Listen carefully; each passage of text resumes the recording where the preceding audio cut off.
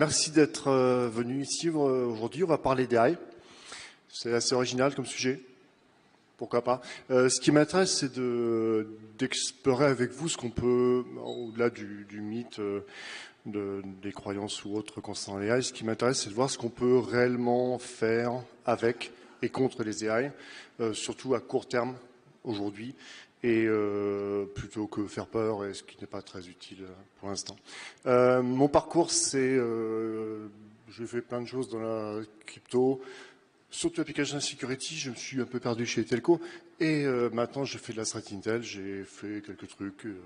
C'est pas le plus intéressant pour aujourd'hui. Je suis actuellement le Chief Product Officer de CrowdSec, et ça aura un petit rôle durant cette présentation. Alors, j'ai fait un choix aujourd'hui, c'est de vous parler d'une certaine catégorie de menaces représentées par les AI. Ce sont les menaces qui proviennent d'Internet. C'est-à-dire que je ne vais pas couvrir aujourd'hui. J'ai demandé à ce qu'on m'accorde un créneau de 8 heures, mais on m'a refusé, malheureusement.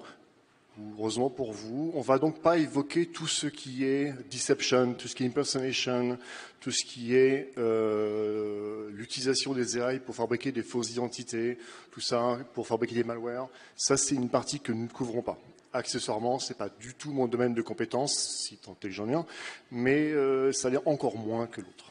Donc, on va se concentrer sur la façon dont on va utiliser des AI pour attaquer depuis Internet ou pour défendre depuis Internet.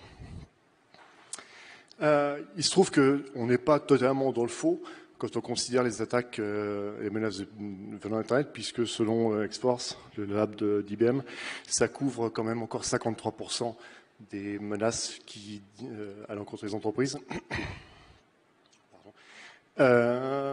C'est un domaine donc relativement important, et les investissements qui ont été faits en cybersécurité dans les dernières années ont surtout consisté à se protéger contre le phishing, contre tout ce type d'attaques, les badges USB, etc.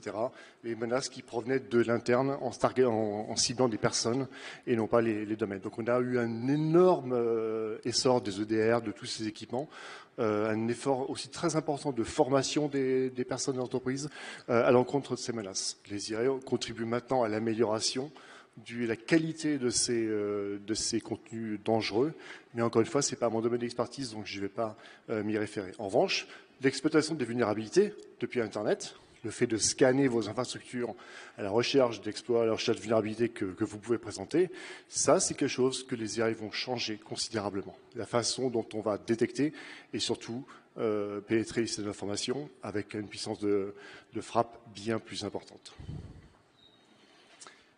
J'en perds ma télécommande. Alors, pour rappel, il y a deux types de menaces. Les brute forcers, ceux qui vont scanner des ranges d'IP et la recherche de vulnérabilité, ce qu'on évoquait. Ceux-ci ils en ont un peu rien à faire de qui vous êtes. Ils ont acheté un exploit très très cher sur le dark web, et ce qu'ils veulent, c'est le rentabiliser. Ça leur a coûté très très cher, parce que ça coûte cher, et ils veulent le rentabiliser. Pour ça, ils vont utiliser des botnets qui sont eux pas très chers, mais qui représentent encore un surcoût qu'il va falloir amortir. L'autre catégorie, c'est les snipers, ceux qui vous en veulent réellement. Eux, ils ont le temps, ils ont les moyens, ils sont patients, ils ont une mission. C'est vous faire du mal et attraper vos données. Donc ce qui différencie ces deux catégories de personnes, c'est que le premier, il n'est pas forcément très efficace, il a un budget, il faut qu'il rentabilise. Le deuxième, on le paye souvent, et que ce soit un red teamer, un pentester ou autre, ou malheureusement votre ennemi juré, et lui, il a tout le temps qu'il faut. Il est très patient, il est extrêmement compétent, il va chercher tout ce qu'il peut trouver pour rentrer chez vous. On va voir dans ces deux cas quels sont le rôle des IA. Donc en 2023, c'était l'année de l'AI, je ne sais pas si vous avez lu un peu les trucs, c'était aussi valable en 2022. Bon, 2021 aussi, il me semble que c'est aussi l'année de l'AI. Donc c'est un peu tout le temps l'année de l'AI, donc c'est formidable. Ce qu'on a pu observer en revanche, c'est que les LLM ont grandement, comme je vous l'ai dit en préambule, contribué à l'amélioration de la qualité du phishing, la qualité des contenus offensifs, en particulier vers les entreprises. Moi, je continue à recevoir des trucs Chronopost avec des fautes dedans, j'ai des colis tous les jours à récupérer, je vais mettre mes cartes bleues, j'en reçois plein, il y a plus de fautes que de mots. Donc, ça marche, j'ai l'impression que ce n'est pas encore utilisé à grande échelle. En revanche, pour les entreprises, on a vu des cas d'impersonation avec des voix qui ont été travaillées, qui simulent la voix du patron. On en a reçu. Je vous en parle. On a reçu ce genre de message avec la voix de notre patron qui demande en urgence, évidemment, un virement. On l'a fait. Non, c'est pas fait. Mais c'est, voilà, on sort ce genre de... Donc là, pour le coup, les IA ont vraiment contribué à l'amélioration, à la rentabilisation encore, on va voir que c'est important, de ce genre de campagne. Elles ont permis aussi de créer des malwares. C'est pas encore super foufou, mais on a eu des preuves. Et de l'autre côté, là, chez les Bleus, le machine learning a atteint un stade de maturité important. Alors, le machine learning, c'est comme les AI, mais c'est moins sexy, c'est plus vieux, mais bon, c'est sympa quand même.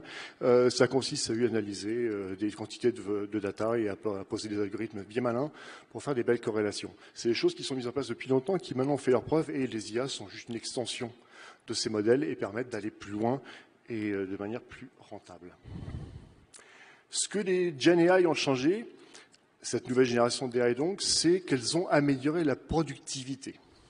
Ça, c'est un domaine hyper important. C'est vraiment un sujet qui est capital parce qu'on parle de la menace des AI, elles sont super intelligentes, enfin, des nouveaux types d'attaques et tout, on va tous mourir.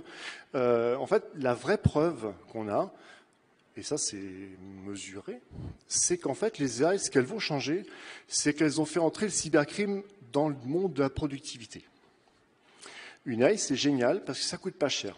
L'utilisation d'une AI coûte pas cher, pardon. Ça coûte pas très cher du tout par rapport à ce que ça rapporte. On va le voir plus en détail juste après. Donc en fait, les AI nous permettent, les gentils, de former nos personnels plus rapidement. Quand on recrute quelqu'un, eh bien, grâce à l'AI, on va pouvoir le former, l'onboarding va être plus rapide, on va pouvoir l'entraîner, lui faire comprendre son métier, on va lui faire s'entraîner contre une AI pour discuter, pour un discours commercial, on va pouvoir lui faire accéder à des documents de manière plus simple. Bref, tout le training des personnes va être plus simple pour nos amis développeurs. Le code va pouvoir être éventuellement assisté avec des AI, avec Copilot par exemple. Donc il y a beaucoup de moyens, beaucoup de choses qui font que les AI nous facilitent la vie. Le problème, c'est qu'on n'est pas les seuls à avoir eu l'idée. Il y a des gens qui sont bien moins bien intentionnés que nous, qui vont utiliser la même chose pour améliorer leur productivité. Pour fabriquer plus rapidement des malwares, fabriquer plus rapidement des vecteurs d'attaque, et vous fracasser avec. Voilà. Donc ça, c'est une certitude, c'est que les AI, ce qu'elles ont permis, c'est pas de révolutionner la cybersécurité autrement que par l'aspect économique. Parce qu'il y a une vraie économie du cybercrime, et ils sont très riches. L'autre preuve qu'on a évoquée, c'est la capacité à améliorer l'impersonation, à se faire passer pour quelqu'un d'autre. Ça, on l'a vu, on ne va pas en parler. Ce qui est certain aussi, observé, c'est que l'AI a renforcé la capacité d'adaptation des contenus produits et a permis l'établissement notamment de malware. On a vu des malwares polymorphes. On n'a pas encore vu de malware métamorphe créé à partir d'AI, mais ça ne saurait tarder. Les prochaines générations d'AI permettront de faire des malwares extrêmement évolués. Et s'ils atteignent la capacité à faire des malwares métamorphes, on n'est pas bien.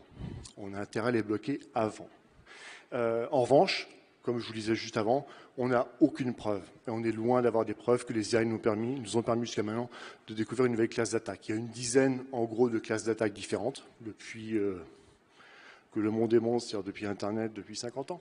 On a en gros une dizaine de classes d'attaque qui sont toujours les mêmes. Les IA ne nous ont pas révolutionné ces familles d'attaques. On est toujours sur des basiques. En revanche, la façon dont on les exploite a changé. Si on prend un exemple d'implémentation, et encore une fois sur l'aspect de rentabilité et d'économie, on peut s'intéresser à ce qu'a fait une équipe de chercheurs de l'Université d'Illinois. Ils ont fait un truc assez simple. Ils ont pris un LLM, bon, ils en ont pris plein en fait, mais on va s'intéresser en particulier à ce qu'ils ont avec GPT-4. Et ils ont pris un browser pour juste atteindre Internet, donc un headless c'est plus facile, Playwright en l'occurrence. Ils ont alimenté leur GPT avec 6 documents, 6. Pas tout Internet, juste 6 documents concernant le hacking. Ils ont utilisé un framework pour automatiser l'exécution de fonctions, les appels d'API, etc. Et puis ils ont prompté correctement. Leur prompt, il est discret bien sûr. Ils le réservent, ils le partagent avec ceux qui le demandent et qui ont montré patte blanche. Ils ont fait un joli prompt pour demander, donc en contournant GPT-4 de les aider à fabriquer des attaques ciblant des applications web. Vous avez toute la famille d'attaques, LFI, CSRF, etc., du cross scripting, d'injection SQL. Ils ont fait toute la famille en partant des choses les plus simples aux choses les plus complexes. Ce qui est effrayant, c'est que leur taux de succès est de 73%. Avec des moyens qui sont absolument risibles. Au-delà de la qualité du prompt qui est essentielle dans l'utilisation d'un LLM, ils ont dû sans doute passer beaucoup de temps à fabriquer ce prompt. Ceci dit, ils l'ont alimenté avec des documents publics, 6 documents publics. Ils ont obtenu 73% de réussite pour les tentatives d'attaque. Si on regarde plus en détail leur étude, que je vous recommande, j'ai mis les sources, vous pourrez lire tout ça, c'est juste effrayant, parce que ils ont eu 100% de réussite sur les SQL injection, par exemple. Si vous êtes amusé à triturer des sites web aussi aux heures perdues le week-end ou le soir, ben en fait, vous savez que c'est une SQL injection, c'est pas très dur. Hein. On passe du code dans des paramètres avec des petits caractères d'échappement qui vont bien. On va passer le rang égal à un moment. On va finir par tomber sur une table de user. C'est pas insurmontable. Mais tout ça, ça prend des tentatives. Ça demande du temps. Il faut qu'on teste d'abord pour trouver quel type de base de données, donc quel format de requête on va lui soumettre, trouver la bonne table. Elle ne s'appelle pas toujours users, en général si, mais pas toujours, etc., etc. Ça prend du temps. GPT-4, il lui a fallu 6 tentatives pour ça. 6. 6, c'est pas beaucoup. Hein. Moi, je suis pas aussi bon. Voilà. Hein. Très loin de là. 85 lignes de code. C'est vraiment une misère pour automatiser tout ce bazar. Et surtout, un coût, chaque tentative, chaque run, chaque batch d'exécution de leur instance de GPT-4 leur a coûté environ $4 000. Soit un coût de hack réussi moyen de $9,81. Ça fait peur parce que si on compare ça avec le prix d'un bon pentester, ou même le prix d'un méchant pentester, d'un méchant monsieur ou dame qui va attaquer votre infrastructure, eh bien on est sur une économie d'échelle qui est absolument délirante. On a, avec des outils publics et quasiment gratuits, 4000 bahts c'est rien, par rapport à ce que ça rapporte, une force de frappe absolument colossale. Elle est là, le vrai changement, il est là, aujourd'hui, avec les AI. Il n'est pas dans les fantasmes de Skynet, il est juste là. Dans la capacité maintenant pour des personnes à fabriquer une machine à hacker qui ne coûte plus grand-chose et qui est extrêmement pertinente. Encore une fois, 6 tentatives de SQLI, je suis jaloux. Hein. 21 tentatives pour du XSS. C'est bluffant. Heureusement pour nous, il y a Gartner. Non, j'avais dit que je dirais pas de mal des analystes. Il y en a peut-être parmi nous. Donc Gartner nous dit, pas de souci, tout va bien, keep cool. People, process. Et ensuite technologie. Bon, là on est bien. Avec ça, on est peinard. Tout va bien se passer. C'est filmé ce truc. Il faut aussi qu'on monitore nos statistiques et tout pour mesurer l'impact. On est toujours très bien. Et ça, c'est un document de Gartner. C'est pour mesurer l'impact, ciseaux, tout ça. En revanche, il faut qu'on élève, ça devient intéressant, il faut qu'on élève nos requirements en termes de monitoring. Après ça, et surtout de défense comportementale. Et on va voir en fait juste après que ça, c'est vraiment un point qui est capital. Moi, ce qui m'a un petit peu inquiété, c'est pour vous, hein, c'est qu'il n'y a que 50% d'entreprises qui utilisent des détections comportementales. Sans détection comportementale, vous n'arrêterez pas les AI. C'est pas possible, on va le voir juste après pourquoi. Et puis le dernier point, je vais passer vite, c'est qu'en gros, les gens qui disent qu'ils font de l'IA, ils ne le font pas vraiment. Mais ça ne surprend plus personne. Donc là, on a un plan d'action, c'est super. On ne sait pas trop quoi faire. Et le temps passe. Donc j'ai fait un petit parcours de ce qu'on allait faire ensemble pour essayer de voir ce qu'on peut faire contre ces maudites AI. Donc c'était pas un Magic Quadrant. Juste pour comprendre, on a des choses qui sont hyper rapides et hyper bêtes. On appelle ça des botnets. Elles ont un exploit qu'il va falloir rentabiliser. Elles vont scanner tout Internet pour trouver les serveurs qui ont le port ouvert et qui présentent l'exploit. Voilà, la vulnérabilité, pardon. Donc ça, il faut rentabiliser ce machin, c'est du volume, c'est complètement stupide, mais on n'avait que ça jusqu'à maintenant. On a des scanners de vulnes qui ne sont pas bien malins. Je ne les ai pas mis trop bas parce que c'est comme mes anciens employeurs. On va être sympa. Moi, je suis là. On a des hackers qui sont très très lents. Ce ne sont que des humains, mais extrêmement performants. Beaucoup plus performants que ne peuvent être les AI. Parce que le hacker, il a un instinct. Le hacker, il se met dans la tête de celui qui a développé. Il comprend, il anticipe. Et ça, tant qu'on n'a pas d'AGI, on ne saura pas le faire. Le hacker gardera toujours cette intelligence. J'ai été très généreux en mettant la GenAI aussi près. Je pense que j'aurais pu la mettre plus près de l'axe central. Donc, détecter une AI, ça veut dire d'abord être capable de la fingerprinter. Or, on a vu qu'elle agit tellement vite que ce n'est pas facile.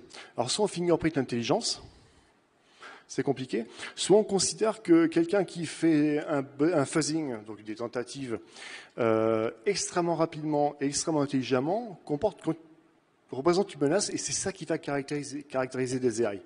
Bon courage pour modéliser ça dans votre système de défense, ça va être compliqué. Mais dans tous les cas, ce qui va être intéressant de mesurer, c'est la vitesse à laquelle les événements vont se produire. Ce que fait cette personne en quelques heures, lui va faire à peu près la même chose en quelques millisecondes. Donc le même pattern, ce qui va changer, c'est la vitesse. C'est très difficile à mesurer. Donc dans tous les cas, le challenge, il n'est pas forcément sur la détection. Il va être plutôt sur l'assurance qu'on est sûr de tout arrêter. Et pas seulement que ce soit une AI, un botnet ou n'importe quoi, il va falloir tout arrêter. Sinon, il va falloir... Oh, il y a 2.1. Sinon, il va falloir opérer la première possibilité, qui est toujours utile. Et puis, donc la deuxième, c'est la plus importante, c'est être vraiment sûr qu'on est capable de répondre à la vitesse de notre nouvel agresseur. On a un petit point aussi qui est intéressant pour nous, c'est que pour l'instant, les AI, en attendant la prochaine génération, sont encore faciles à leurrer, sont très naïves par rapport à notre ami le hacker, qui lui est humain, donc instinctif, qui ne va pas se laisser avoir. Les AI vont se laisser avoir. On a encore cet avantage qu'il faudrait exploiter, mais ça serait l'objet d'une présentation, encore une fois, on m'a refusé les 8 heures. Donc c'est simple, si on veut fabriquer une réponse aux AI, c'est pas compliqué, on va partager toutes nos datas, parce qu'on a plein de data, vous avez tous des data dans vos entreprises, vous avez plein de data métiers. On va apprendre de vos data métiers. Vous êtes une banque, on va apprendre la façon dont vos clients se comportent et on va pouvoir capter quelqu'un qui se détourne de ce comportement. Vous êtes une industrie, même chose. On va partager toutes vos données et puis on va pouvoir fabriquer notre AI de défense qui sera aussi rapide que l'AI d'attaque. Donc ça, c'est génial. On partage tout, on collecte toutes vos données, on les partage et puis du coup, on a gagné. Fin de la présentation. Merci, au revoir.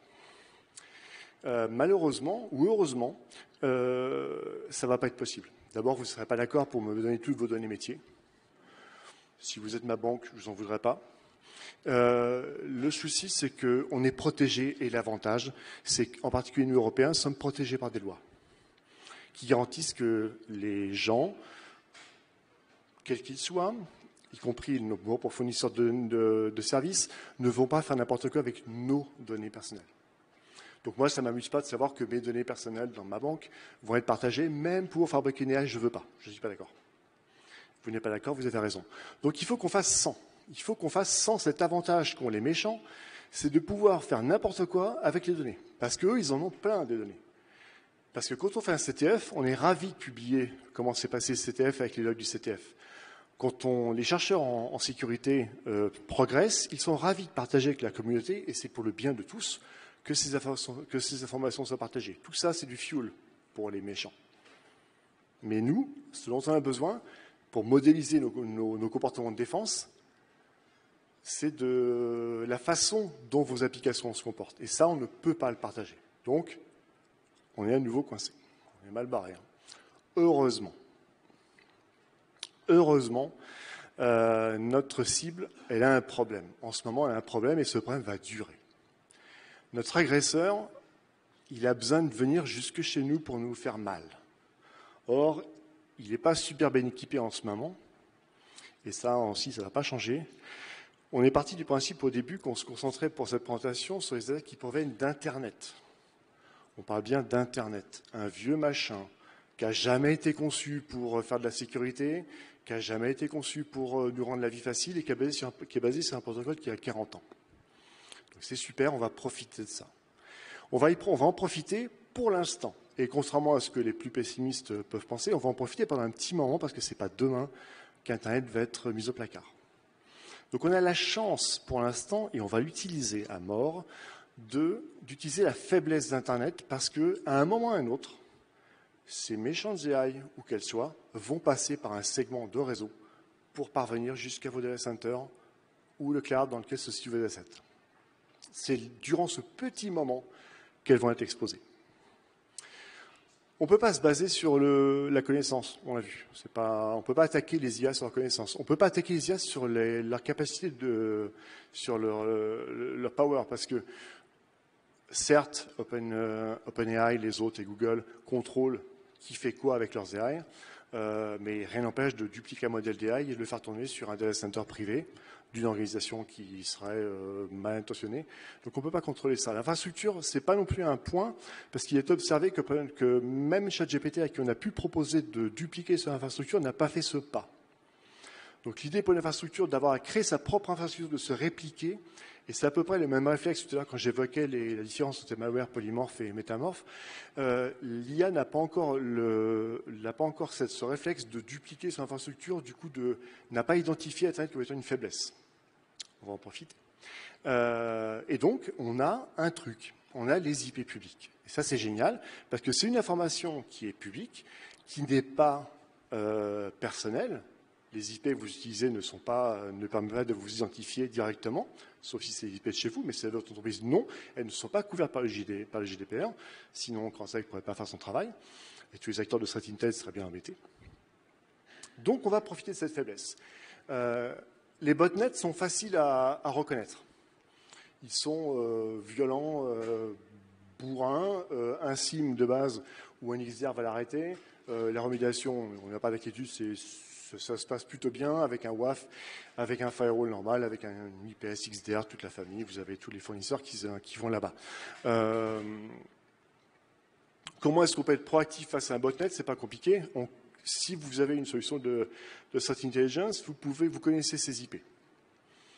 Les IP qu'on met à votre disposition vous permettent de savoir qu'un botnet est en train de tenter d'exploiter telle ou telle vulnérabilité. Vous pouvez vous en prémunir même de manière proactive et surtout de manière proactive puisque avec un botnet un peu énervé, mieux vaut lui couper les pattes assez rapidement avant qu'il fasse trop de dégâts, avant qu'il détruise une bonne partie de ce qu'il rencontre. Contre une AI, ça va être à peu près la même chose, sauf que le SIEM, il est complètement hors sujet. Le temps que tout soit logué dans un SIEM ne log pas instantanément, le temps que tout soit logué, c'est trop tard. C'est fini, il n'y a plus rien. Donc il va falloir que la détection prenne le relais, comme on l'a vu au tout début, qu'on soit beaucoup plus rapide.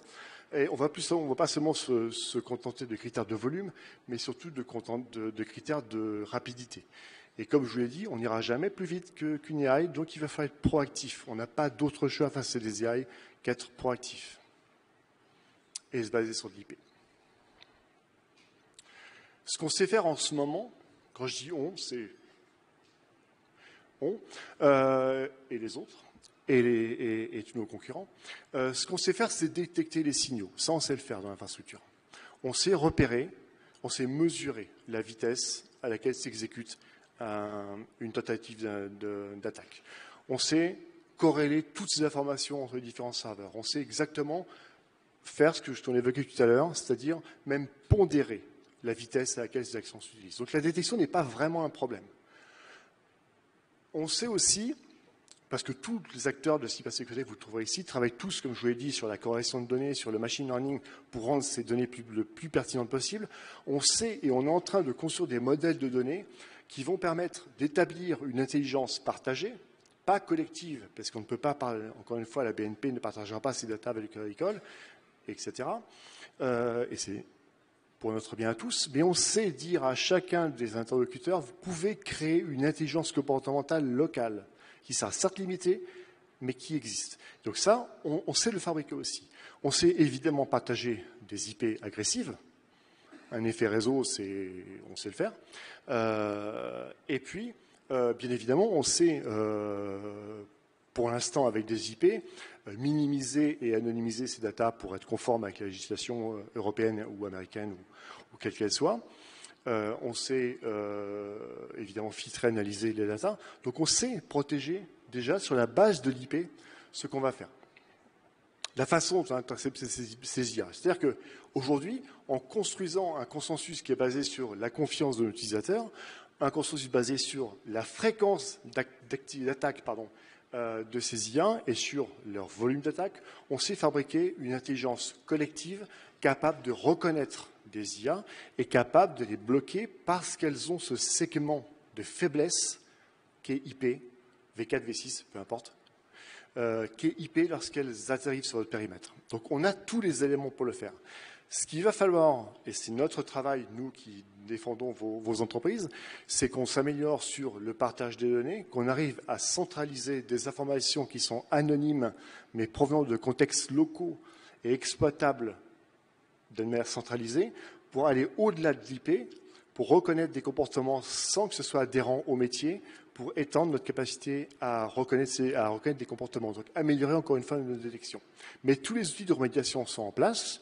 Ça existe, on sait bloquer des IA comme on sait bloquer des botnets. La seule chose qui change, c'est la détection. Voilà, je vous laisse sur cette bonne nouvelle. On est bien. On peut se protéger contre les IA, il ne faut pas avoir peur. La seule chose qui risque de nous inquiéter, je partage avec vous l'inquiétude que j'ai évoquée hier lors d'une table ronde avec des gens très importants, et moi, j'en fais pas partie, il faut être très attentif à la prochaine génération d'AI. Et là, on ne va pas se mentir, ça va piquer. Si un jour on atteint les GI, c'était prévu pour 2060 il y a 10 ans, et en fait on a revu les forecasts et ça risque d'être beaucoup, beaucoup plus rapide. Les GI, il va vraiment tout changer. Ces IA seront capables de fabriquer leur propre infrastructure, de fabriquer leur propre vecteur d'attaque, et là il s'agira d'avoir vraiment franchi toutes les étapes qu'on a vues avant. Il faudra vraiment être en capacité de les détecter et surtout de les reconnaître.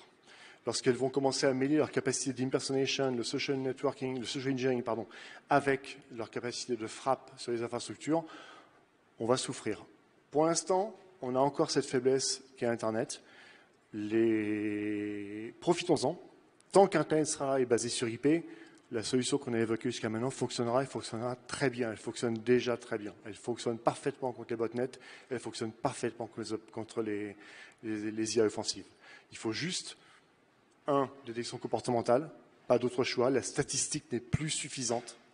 Détection comportementale, remédiation automatisée. Et on tape dans l'IP. On leur fait mal. J'espère que ça va vous rassurer. Ce truc-là me fait très peur.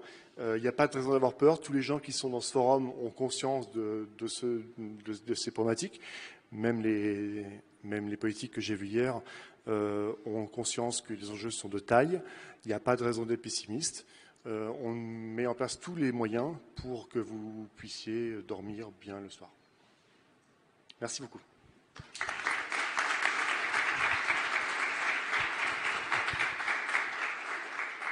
Et si vous avez des questions, bien sûr, je peux y répondre, ainsi que mon collègue là-bas qui se cache et qui sera votre interlocuteur pour les questions techniques. Si vous avez des questions.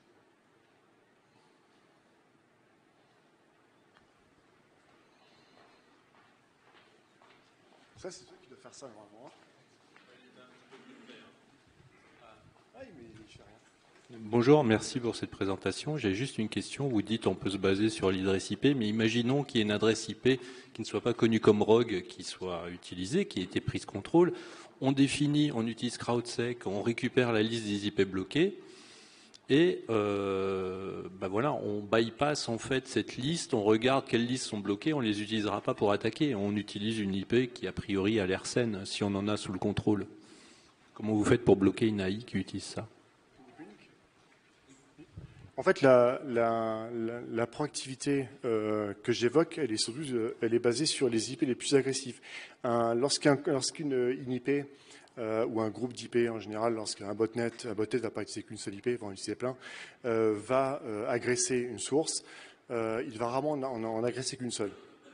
Donc là, on va le repérer assez facilement. Si on est dans le domaine d'une IP, encore une fois, du sniper de tout à l'heure, de la personne qui vous en veut à vous très précisément, il ne va attaquer que vous, il va donc échapper à toute forme de statistique, toute forme de threat intel, on ne va pas le connaître. Et donc là, la seule solution, je ne vais pas vous mentir, il n'y a pas de solution magique, c'est la détection comportementale. Il n'y a pas d'autre choix. puisqu'en effet, l'IP ROG que vous évoquez tout à l'heure, elle ne sera pas évidemment pas connue. Donc là, si vous avez un ennemi qui est déterminé, qui utilise l'IP via de sa maison pour vous attaquer, ce n'est pas une base stratégique. Ceci dit, les infrastructures qui seront requises, en fait, ça rejoint le sujet des IA capables de gérer leurs propres infrastructures. En ce moment, les IA sont cantonnées à des endroits où elles ont une capacité de s'étendre. C'est en gros des cloud providers ou des grands data centers. Et là, en général, les IP de sortie sont multiples. Et on rejoint aussi les efforts de rentabilité. Le point que j'évoquais au tout début, ça représente un coût, il faut le rentabiliser. Donc on va tenter sans doute de faire beaucoup plus de choses. Mais encore une fois, je vais être totalement honnête avec vous, si on n'attaque que vous, il n'y a que vous qui pourrez vous défendre, on ne pourra pas vous aider. En revanche, vous pourrez nous aider tous. Qu'est-ce que vous entendez par malware polymorphique et métamorphique, s'il vous plaît? Un malware polymorphe, c'est un malware qui utilise une clé d'encryption pour se dupliquer lui-même et pour dupliquer son propre code. Et un malware métamorphe, c'est un malware qui va, sans clé d'encryption, recréer son propre code. C'est-à-dire qu'il est beaucoup plus évolué et capable de recréer. Merci beaucoup. Il est capable de recréer, de se recoder lui-même ad vitam aeternam pour échapper à toute forme de détection possible. Il y a en ce moment quasiment aucune parade contre les malwares métamorphes. C'est la forme la plus évoluée de malware. Et fort heureusement, pour l'instant, on n'a pas observé, j'ai trouvé nulle part aucune trace d'IA capable de générer ce type de contenu. Mais ça va venir, faut pas. Si ce n'est pas fait en ce moment, ça sera fait demain. Ça va arriver. Vous êtes tous impatients d'aller boire un café. Merci beaucoup.